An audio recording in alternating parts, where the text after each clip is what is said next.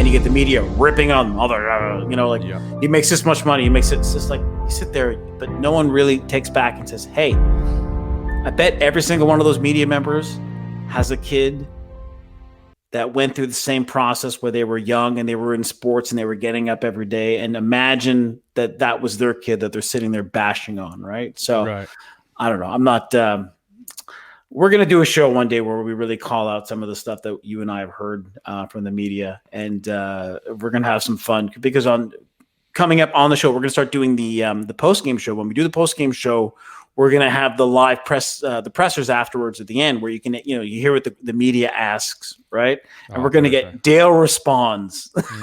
I can't wait. I can't wait.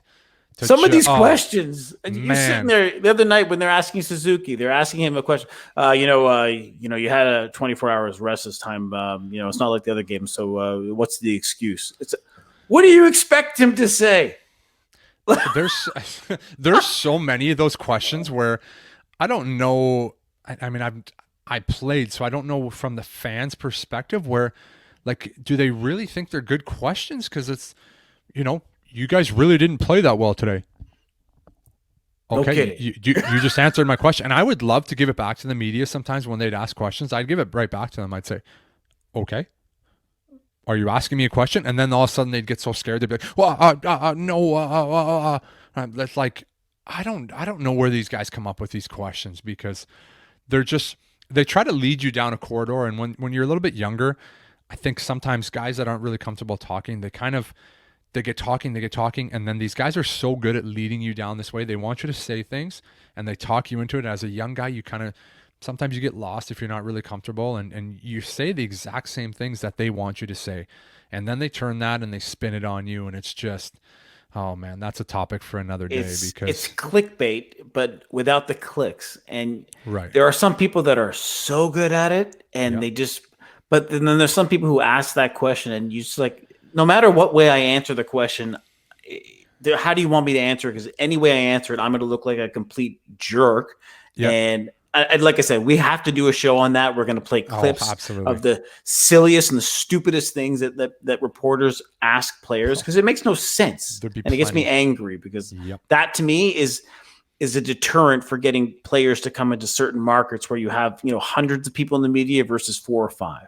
Right? Yep. So it'll be an interesting conversation when we have that. See that last comment.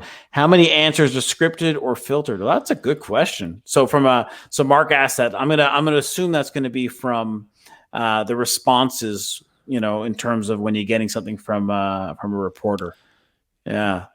I mean, every answer is scripted and filtered, and that's kind of, to give you a backstory on why we wanted to start this show, because I want to give fans a real insight to what's going on and a real mindset behind what the players are thinking. Because, when you have the same media guy coming in every day and he's asking you dumb questions, and he just wrote an article about you the day before about, he's saying how bad you are and you're this, and he wants to waive you and trade you. And then he comes in and tries to be your buddy. Like, what kind of answer do you think you're going to give him? You're not going to give him any material.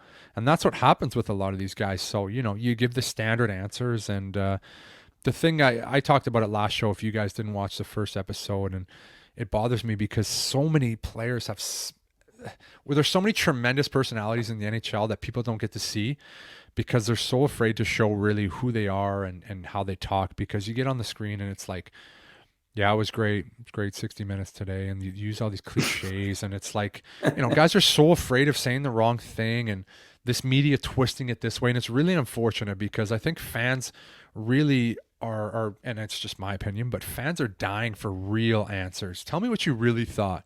Give me the real stuff. And that's why you need to tune into Habs Tonight, because we're going to give you the real stuff. There's no filter here, and we're telling you the real shit.